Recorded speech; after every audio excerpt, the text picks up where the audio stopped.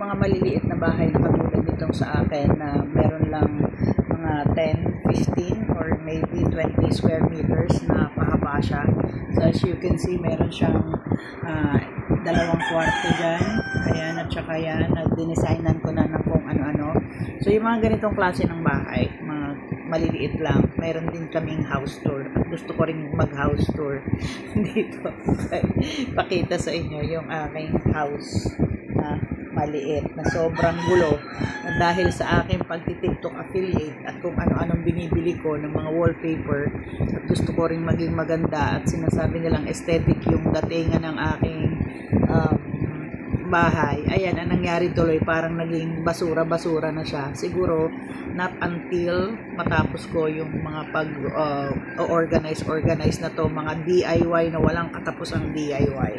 So basically, if I want to do a quick house tour of the smallest house here in my place, ito yon. Ayan lang yung aking magulong bahay. Doon lang yung pinto sa tapat na yon.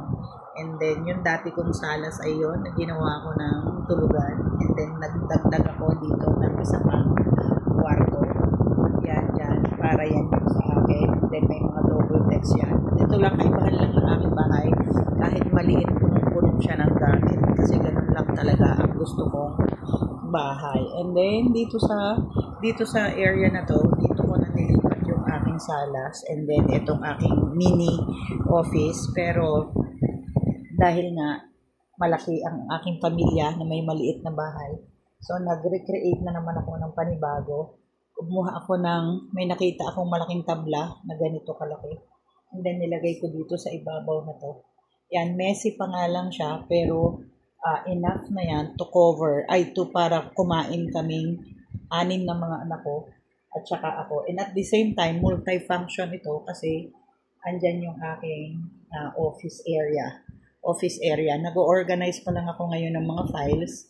Pero, ayan, sana matapos kasi nga may hinahanap ako. And then, just to maximize the space, ito lang, nilagay ko lang yung aking mga antique na upuan na nabili ko sa basurahan dati sa Manila. Kasi nga, I love antiques and I am planning to have it parang i-fix ko lang yan.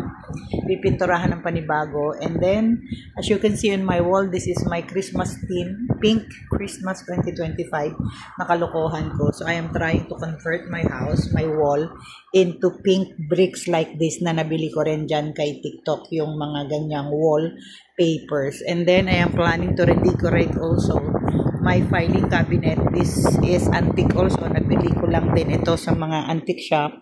Antique na yan talaga, pero punong-puno ito ng aking mga files na ginagamit ko sa aking bookkeeping at saka sa aking mga accounting tutorials, blah, blah, blah. Basta hindi lang nawawala yung aking Santo Niño dyan, saan man ako pumunta.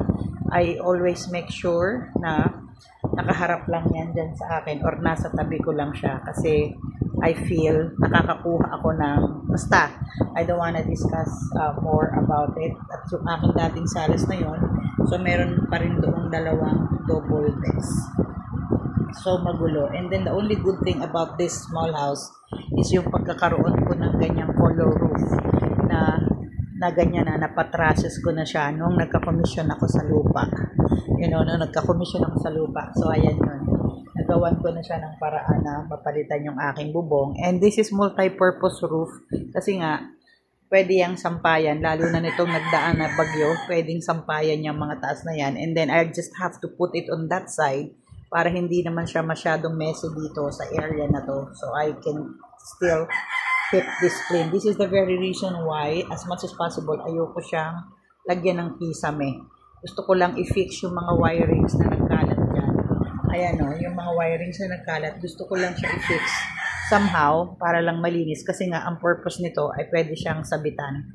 Though hindi advisable na may mga sabitan dito, pero for emergency purposes, like pag may mga typhoon, maganda talagang sabitan ito. Total, ang ginagamit naman natin is washing machine and we could make use of the dryer para mag-dry. Ayan, and then the rest could be done with this ayan, small quick tour door ko. And then doon sa pinto naman na yun naman yung papuntang dirty kitchen, as in. Pero yung dirty kitchen ko, hindi yan dirty talaga. Kasi I always try to keep it clean.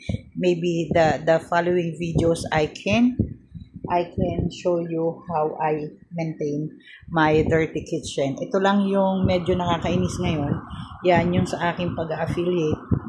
Nakaisip ako na magganyan-ganyan na pati mga wallpapers ay nilagay ko sa wall only to showcase the Christmas gift wrappers. So sooner than later, I am going to make tanggal sa lahat ng yan. Kasi nga, this is the craziest DIY na ginagawa ko. But I am going to pursue with the pink, with my pink Christmas 2025. Kasi I feel like, and I do believe that Christmas is not just about green or red. I think pink is more decent than that of the what do you call this, than that of other colors that we used to have, or that we used to use during Christmas. So this time I'm going to have it pink, and as you can see, I have started renovating my small house into my theme for the Christmas 2025, which is the color of elegant pink.